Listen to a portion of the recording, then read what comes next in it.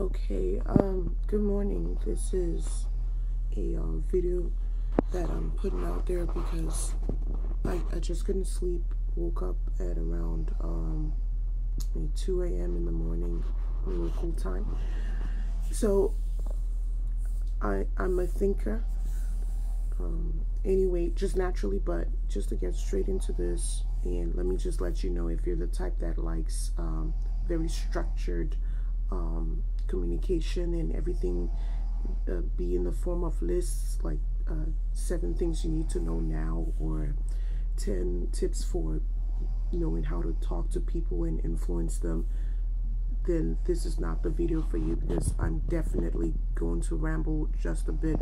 But I'm here trying to record this at 2 o'clock in the morning so that I don't forget about it, and I don't need any other thing more structured than this so that I don't lose the thoughts that I had. But again, to get right into it, I'm making this video because I am totally convinced that we need to just do more to get all 7 billion of us to at least consider whether or not this God, this controversial God, exists, and what really is our fate once we draw our last breath from this earth.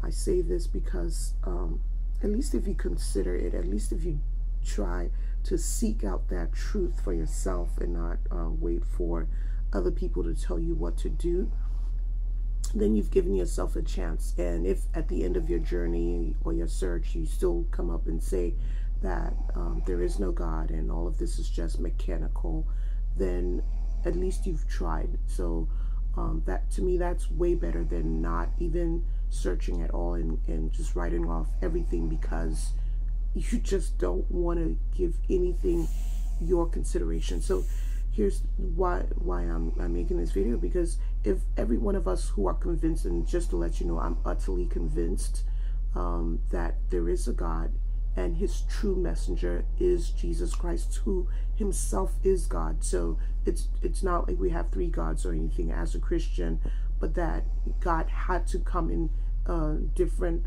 ways so that we who are his creation would actually have a good chance of believing every word he says in his Bible. So here's my Bible. It looks like it's backwards through the camera, but read this book. I know everyone has their own opinion about it, saying, oh, it's the white man's book, but I'm black. I would not sit there and, after all these years, still allow myself to be indoctrinated by some form of man-made thing that suppresses people and discriminates and does all sorts of things. If this is man-made, then I don't want to be a part of it, but I'm not convinced that it's man-made. Obviously, men had to write it, and when we say men, it could be women as well. There's no distinction. We just say man to say mankind instead of always having to say men and women. But so if I'm using that reference again, look at me. I'm black. I'm a woman. So why would I deliberately just castigate my own race or my own gender? Not at all. So again, this is my best effort to try to join the many voices out there that have tried to spread this news. People, listen, here's the thing. God, who created this complex world where we still have so many questions we can't understand, he's saying who he is. And then man, who is a created being, is saying, no, that's not what it is. Who do you want to believe? The one who says he's the creator, or the one who knows he's the created one? I'm going to pick my chance on the one who made everything and try to investigate what he's said about this life and all that there is. Some of the things that have brought me to this point is I woke up in the middle of the night through a dream that my son, he's my son. I love him as I love all my other children, but we've been going through some challenges recently, and part of the challenge made me to wake up because I had just had a dream about him, and it wasn't a good dream. I'm not going to get into that because of his privacy. I'll leave him out of this, but I'm just saying that so many things continue to happen to those who are seekers to kind of buttress everything that this Bible says. regarding its truth, regarding the authenticity, regarding the fact that we don't have much time. So, okay, be a scoffer, be a cynic, be critical, and then draw your last breath. And wake up on the other side of this life only to find that, wow, I wish someone had just shaken me. I wish someone had taken it seriously. I've heard the story where someone who was on the way to death row and about to be executed for crimes he committed. I don't know if this story is true or not, but it's a story in that in the final time when they usually bring priests or whatever religious leader to come and allow this person to retrospect and maybe have some last minute change of mind about where they want to end up. The person turned to the priest or whoever that was and said, look, if you really believe this, if everything you're telling me about this God is true, you would not be telling me with such indifference and nonchalance.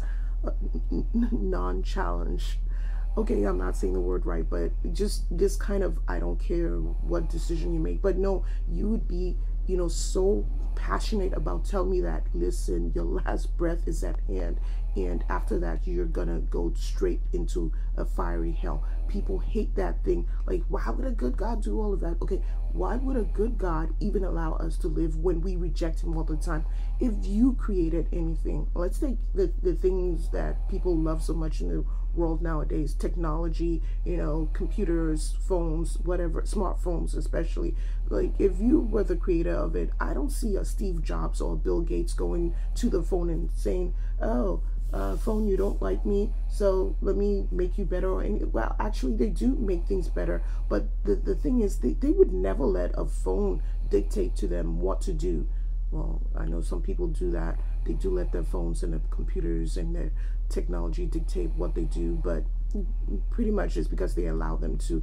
But I'm just saying, the created one would never have trump over what created it.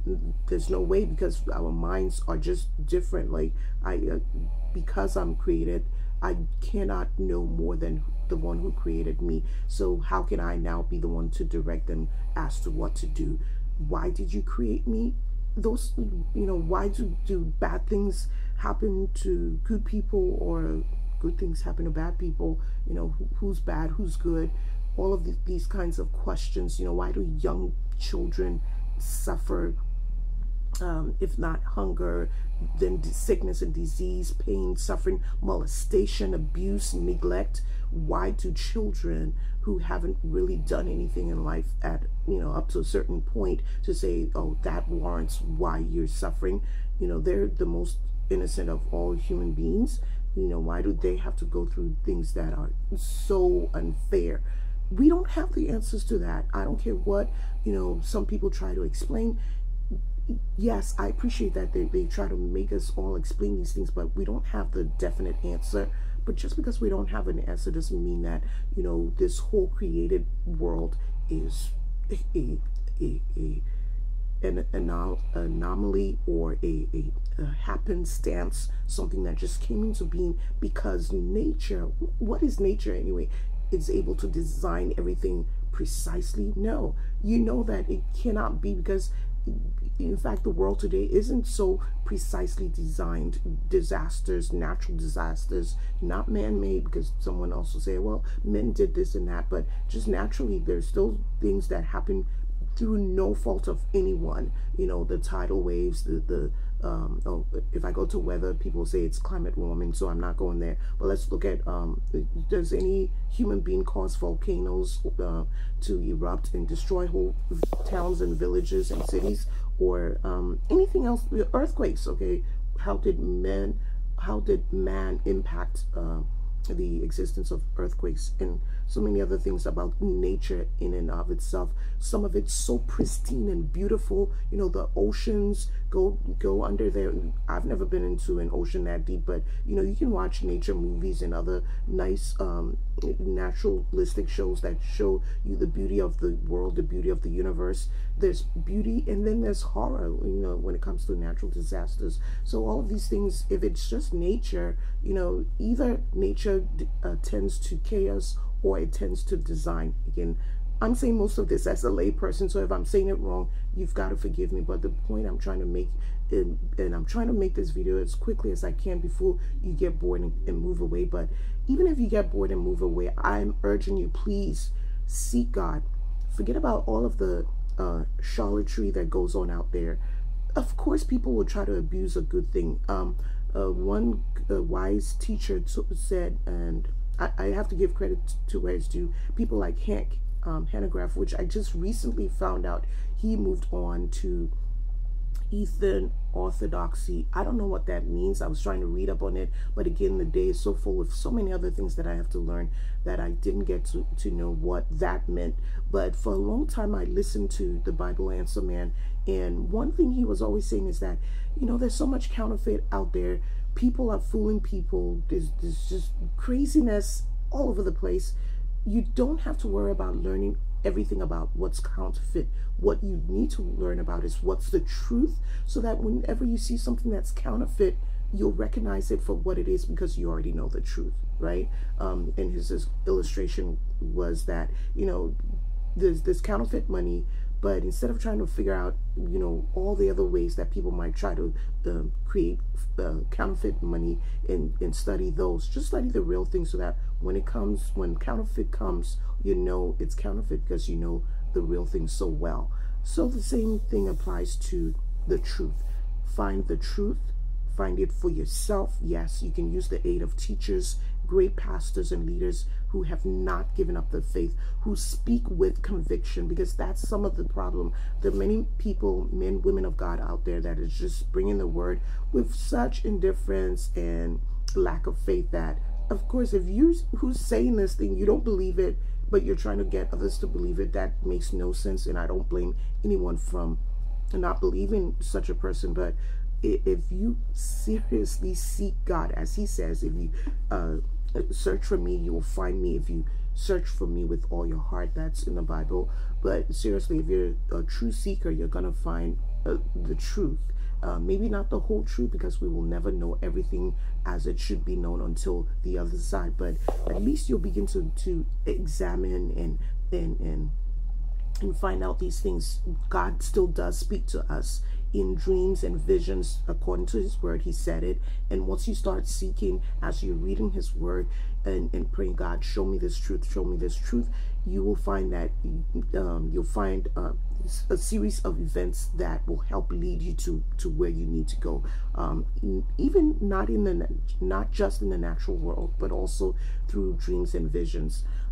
So to try to say more about the urgency that we should take our search for the truth and where we will end up in our destiny, I want to point to some things that I'm doing currently. So today's Wednesday, and we're less than a week from when I expect to raise $2 million. Listen, I'm not asking you for money. I'm just explaining a particular project that I'm doing with my church and with everyone who wants to join us for now. So this project came to me at a certain point. I have to admit, the project itself came to my mind without me doing any seeking, which was, I looked around the world, looked around where I'm from, and I'm originally from Liberia, and yeah, I live in America now, but I intend someday to go back to my home and just help out with what needs to be done there, because Liberia is a developing country. We've had many challenges, but one of the most notorious is when the Ebola broke out in West Africa. My country was one of the three that was greatly affected. And, you know, there's just so many different things. I can't even go into my whole country's history. It's just too much, but all of that too has led me to where I am today here in the States. And but let me go back to this project. So we're trying through our church and through other people that will come around to raise $2 million to get started on a project to, one, create a homeless shelter. It's not the general homeless shelter, but it's a temporary shelter so that people who need it, people that are fleeing abuse in their homes, people that find themselves temporarily homeless, just anything, just a safe place a shelter that can help people get back on their feet and back into society and do the best they can to make a great living for themselves and for their families. So that kind of home we're trying to establish. The second thing is the after school program, because there's so many youth out there, particularly people that are transitioning from a different culture. So for instance, Liberians living in America, that in and of itself is a struggle, because there's the old world and this new world where everyone makes them feel less than nothing for being from a different place or from a developing country. And so the youth are, you know, just they run into many problems, depression, suicidal tendencies, a seeking of acceptance, so they join gangs or they get into drugs and on and on. So we want to provide a structured place for them to be between the hours when they leave school and when their parents come home, so that we can help instill in them some sense of belonging, some goals, the things that people need, that young people need to hear, that they're not alone in the struggle for success in life. So that is a second leg of the program that we want to do. Another thing we want to do is even reach back into Liberia and see whether we can't bypass, you know, whatever governmental structures are out there.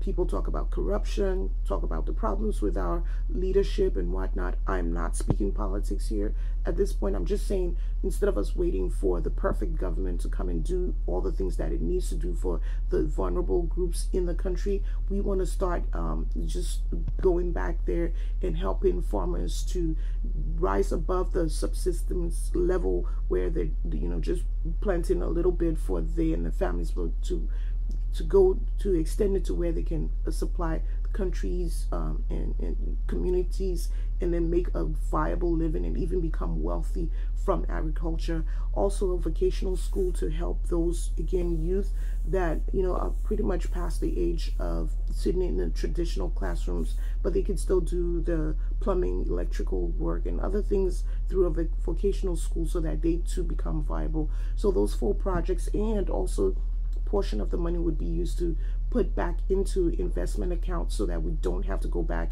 and do fundraising, but actually have some seed money in an account where we can continue to generate funds. So I say all of this is, and I went into the detail of that because I just wanted to know that, I wanted people to know that when we're saying $2 million, first of all, with 7 billion people on the face of this earth, when someone asks for 2 million, you know, they've got to come with a grand proposal or a believable proposal, because everyone is asking for money here, there, and everywhere. So why should I listen to your cause? There's hurricanes that's displacing people, there's tornadoes, there's earthquakes. Why should I listen to you? Who are you? Why do we have to give you our money?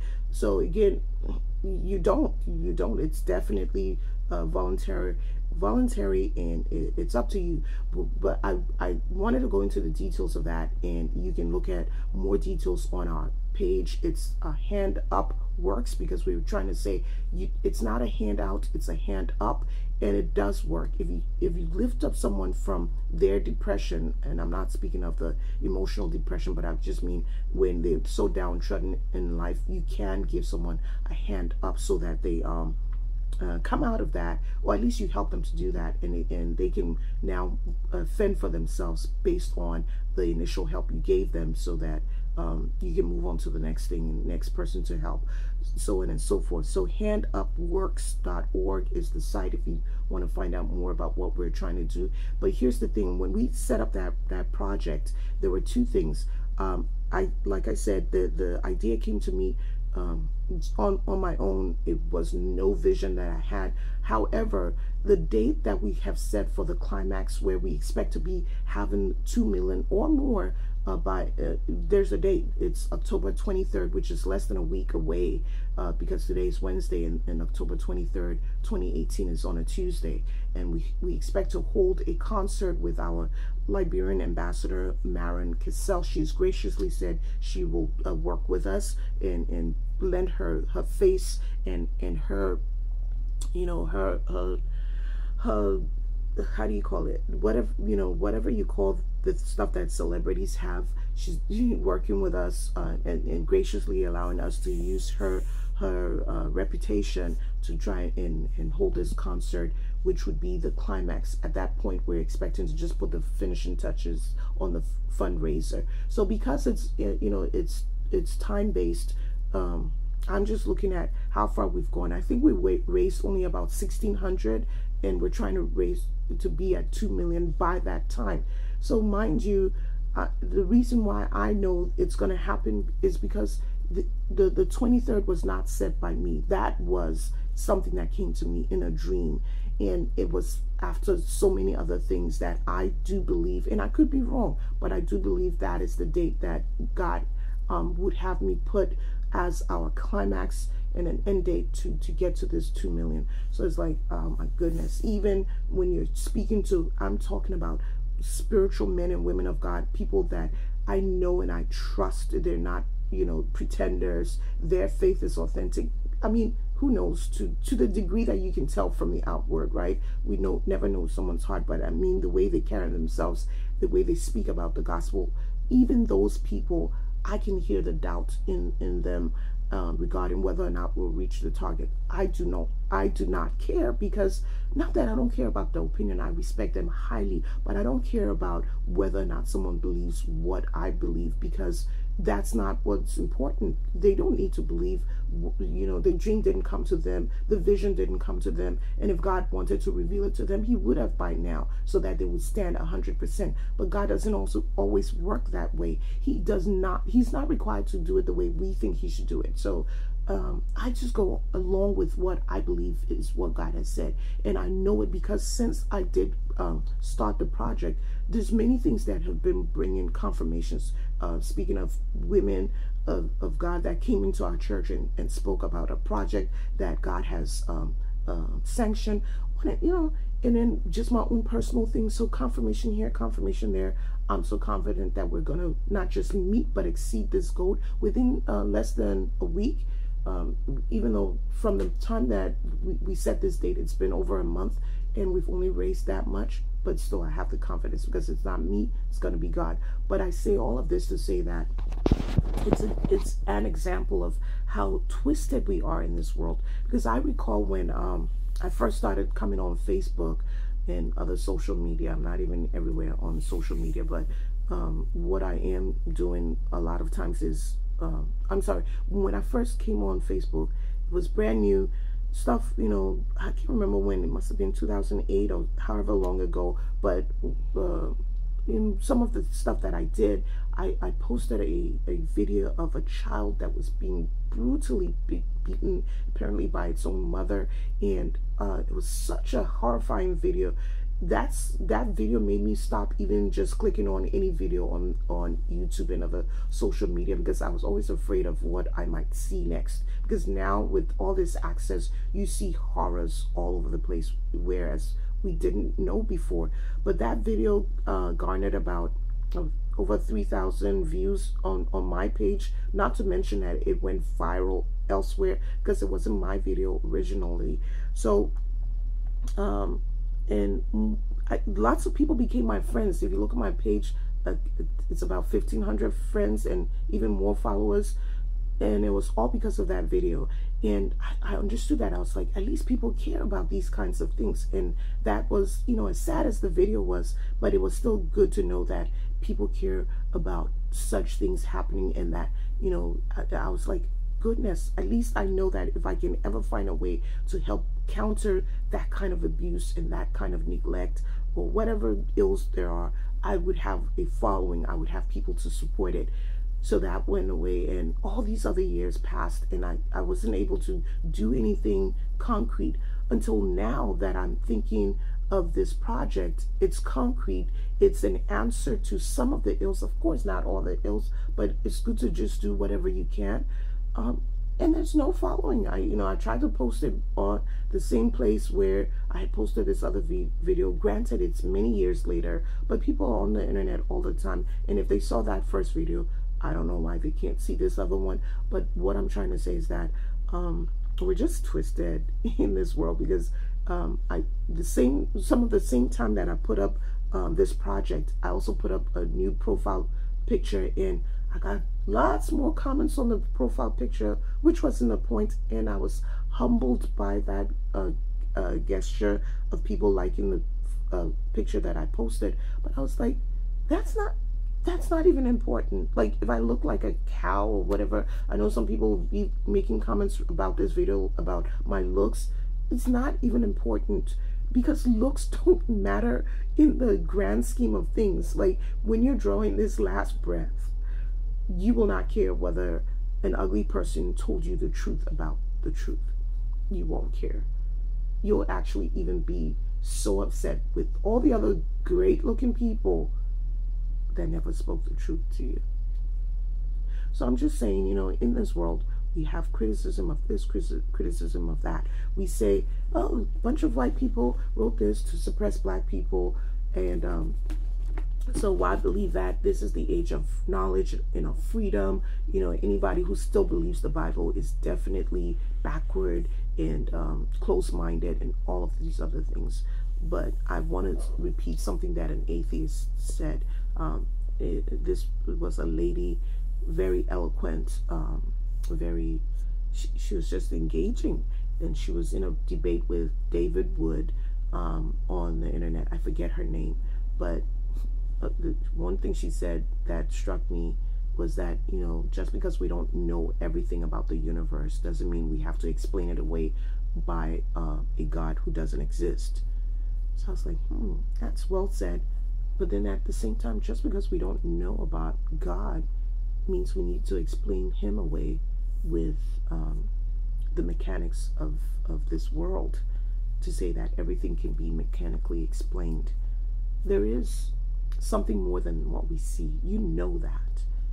Another person who was not an atheist, I don't know if he was or wasn't, but this person was interviewed by NPR, which is the national public radio in our area.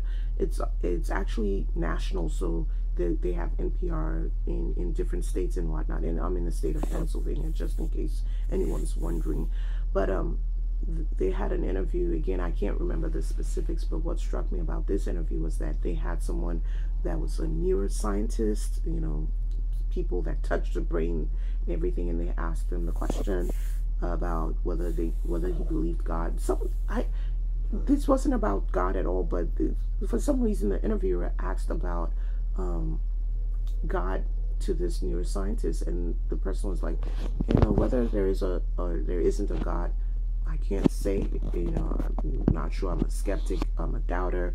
But I do know this, that we still can't explain why the cells, the neurons in the brains form thought. What is thought? You know, the fact that you're thinking about something without saying anything, you know, what's happening physically that translates into the thoughts that we have, or the dreams, or the visions, or whatever. If it's all physical, all mechanical, how is that possible? You know, there's something more than the physical, is what I'm believing from that statement he made. People say, okay, well, it's chemicals acting up. What's love? It's all chemicals. Okay, fine. Okay, but how do you explain when the future is predicted? There's nothing chemical with that. And again, if it's, we don't know, so we shouldn't just explain it away by God. But then, to me, that's one of God's major things that he puts in his word in Isaiah. I believe it's 43, 44. Read the whole chapters. He says, you know, bring your prognosticators and your wise men and all these other people. Ask them to predict the future. The Bible has predicted the future so accurately that people feel at certain points that it was written after the fact. The book of Daniel and many of the Old Testament prophecies have such accurate predictions that the only explanation that has been given for it is that it was written after the fact. Okay, well, I see that nothing's going to convince you, but again, at the end of your life, please do not say that you had no opportunity and why would a good God burn me forever in hell? This whole question about hell that some preachers don't want to mention because they're so afraid of people criticizing God.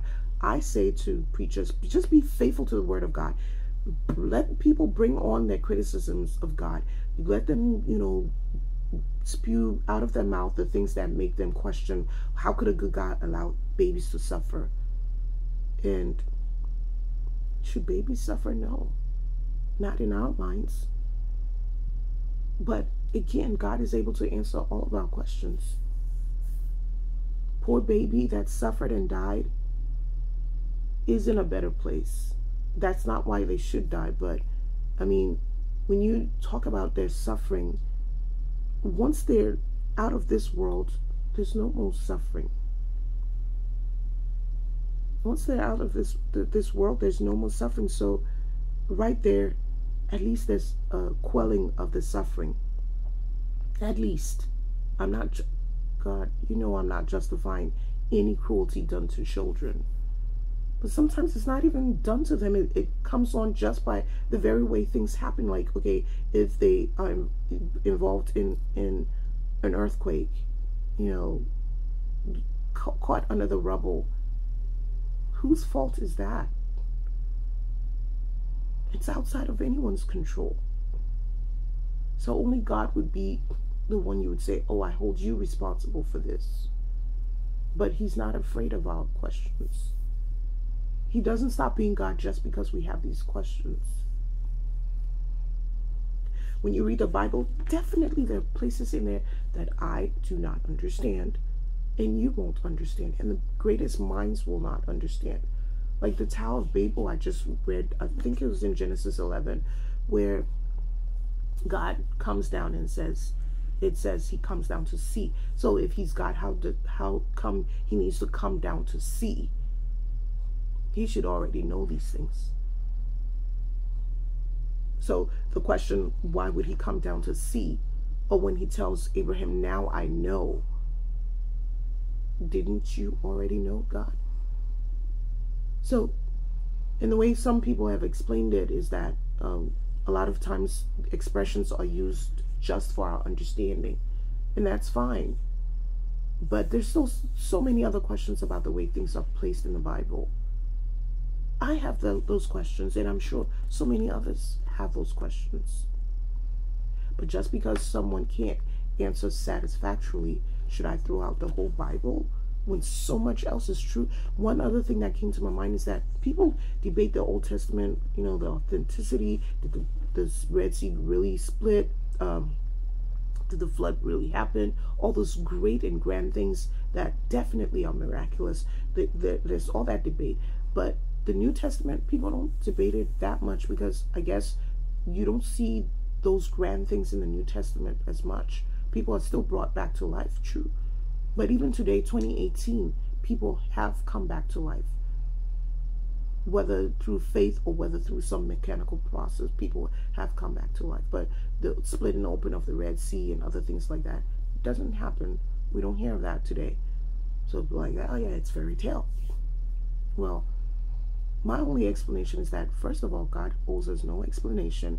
Sad to say, and it's like, yeah, but then that's why I don't believe him. Okay, fine, but can you imagine if he had to, for every 7 billion one of us, do something miraculous so that we would be convinced that he exists? Then it means we wouldn't even have a normal life, because every day, somewhere in this world, some kind of Red Sea would have to be parted to convince one of the 7 billion. And I just think about my life with my kids. Like, I hate when I say I'm gonna do this and then they come back, like all that doubt. I'm like, okay, then not just my kids, but just thinking about it. If I say I'm gonna do something and you constantly have to come back to me to confirm whether or not I'll do it, then it just makes me tired. I'm like, I'm not gonna even do it. So go. And that's just me, imperfect me. So why should God have to constantly perform a miracle? Which, mind you, even after a miracle, many people have seen miracles and they still don't believe. They always have a way of explaining it away. So how much, that would have to be 7 billion, and I'm just talking about people who are alive today, but how much more for every time since time came into existence, God would have had to keep on constantly showing himself through some kind of miraculous event.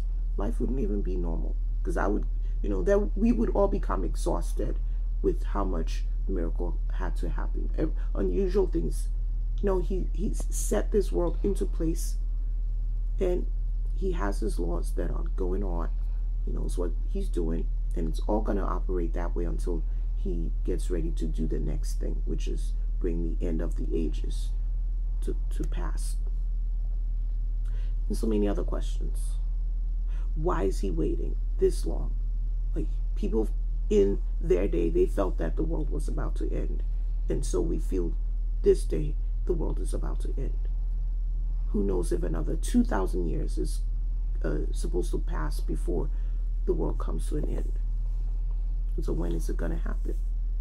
His word says, you know, in the same way that when Noah was warning the people, they all were like, you've been saying that forever. It's not going to happen.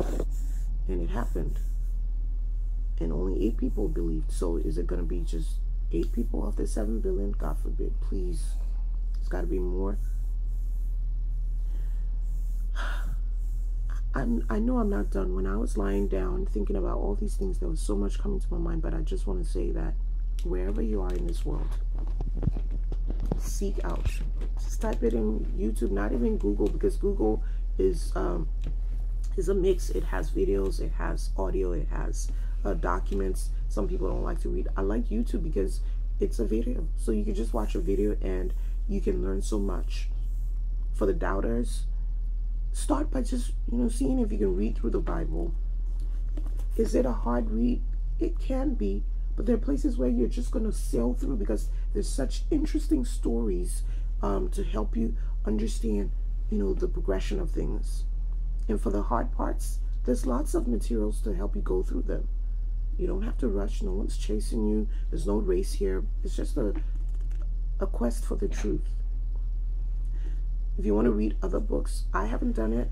I haven't read the Quran. I haven't read whatever other holy books there are, because I feel I've found truth. If I felt I had not found truth, I would still be searching. But I feel I've found the truth. And just, you owe it to yourself to just check out these things. Stop casting it off. I know we're all busy. We feel it's not important. We feel, gosh, do I have the time? Well, if you don't have the time yourself, then who should have the time for you? You know, it's up to you. We all do what we want. We really do. So I'm not the one convincing you. I'm just saying, I will not rest until I add my voice to all those who have sincerely tried to get people to believe God, to believe Jesus Christ. I remember I did another video where I just woke up one day and I was like, thanking all those who have not relented. I hate when pastors, preachers, and other people just try to, you know, modify God's word, make it sound so pleasant to everyone. That's not what it is. That's why we're so nonchalant. I don't know if that's the right way to pronounce the word, but what I mean is, like, we don't even care. Indifferent. Why? Because the way it comes across from most, not most, but many preachers, pastors, proclaimers of God's word is, it makes people feel that this can't be real, because if it were real, you'd speak with much more conviction than that. I don't blame them too, because it's like, once you have come to the truth, once you have dedicated your life, it's a long journey. It's tedious, it's arduous, it's unpopular. No one likes you. No one likes, they call you the holy this and holy that. You know, it's hard. There's lack of support within the church and outside of the church. People in the church, they hate you because most people in churches are just churchgoers. They too don't have this truth. I'm laughing, but it's not funny. They don't have the truth. They just go to church because it's something they're used to doing. It's something that looks good on their resume, whatever else, whatever other reasons. But you know, they don't believe what they hear in church, because they leave church, they leave the church walls, or right in the church walls. They're rude, they're arrogant, they're self-absorbed, they're selfish, they're, you know, every opposite thing from what the fruit of the Spirit should be. So you know they don't believe it. Just as cruel as anyone who doesn't know God. And outside of the church, there's mockers, scorners, there's, you know, just people who just won't believe. So the pastors and preachers and prophets and apostles and teachers, They all get weary because it's a lonely journey. You know, no, if you can't find the support for your faith, it is hard. But that's because we're looking in the wrong place. The source of our faith can never be from a man or a woman. I mean, when I say man, I just mean mankind. It can't be.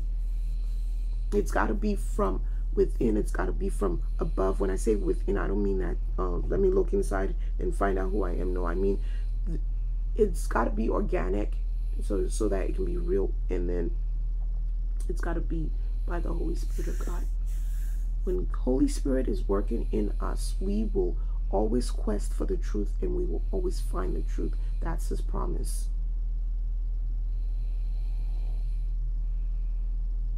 I know it's running a little dry here. There's so much more. I mean, I should have written notes, but again, I didn't want to be reading off any piece of paper because that's not organic. That's me just trying to figure out what might convince someone. I'm not trying to convince you. I'm just trying to say I will add my voice to everyone else that has spoken about this existence of a true God, not anything formed by man, and no changing of who He is just to suit us. Like we want God to be a certain way. That's backwards. Like whatever, you know, the computer can never say to a Bill Gates, I need you to have blonde hair now instead of black. And of course that makes no sense, but that's what we try to do essentially when it comes to God. We want God to be whatever we imagine Him to be. So I can't serve a God who's that cruel. I can't serve a God who's so powerless. I can't serve. Okay, well then you can't serve God, because it's the creature that serves the Creator, not the other way around. So I'm saying all of this now. I'm going to post it now before the 23rd. Let's see if that comes to pass, where indeed we'll raise the money. This video is not so that you can be convinced to go donate on the page. This video is being posted now so that when it happens, you will know that what I was saying is true. That God can speak to you. He can speak to every single one. It's just when you see Him, you're gonna find Him. He's gonna send you out to do His work, because now you have a passion to do it. You don't care whether the whole world stands with you or no one stands with you. You will do what He tells you to do. So I have to post this now so that we can look back and say, okay, at least she said it. Because after the fact, it'll be like, yeah, of course, everyone has 20/20 after the fact. But before the fact, that's a different thing. Thank you for listening. I felt I had much more to say, and I do. I've probably dried up only because it's like all the thoughts in my mind are just overwhelming. I can't understand the way we think, why we think the way we think, why we completely want to neglect our own salvation. Like, doesn't matter to us. Like, okay, I'm gonna die and nothing else will happen after that. Well, what if you're wrong? You prefer to risk spending that eternity in hell because you're just too stubborn. You're stubborn because there's enough material out there. I'm sorry. The other people have said it much nicer than me. There was this young girl that came on, and I tried to save that video. I can't remember. There's just so much stuff. It gets buried under the masses because, you know, I'm clicking here, clicking there, saving this, saving that, and then when I want to go back to it, I forget what I put where. But she came up and she was so precious. She was so lovely in her presentation of the gospel. I was like, wow, this is awesome. I'm not like that. People that know me, you know, they tend to say, "Huh, you're too harsh." Well, okay, I do apologize for whatever I am that takes away from the truth. But truth be told, I think it's more important to get you to the truth than for me to package it the right way. If I could package it the right way, I would, but I'm not going to let the packaging prevent me from speaking that truth as far as what I believe. Okay? Thank you for your time again. God bless you.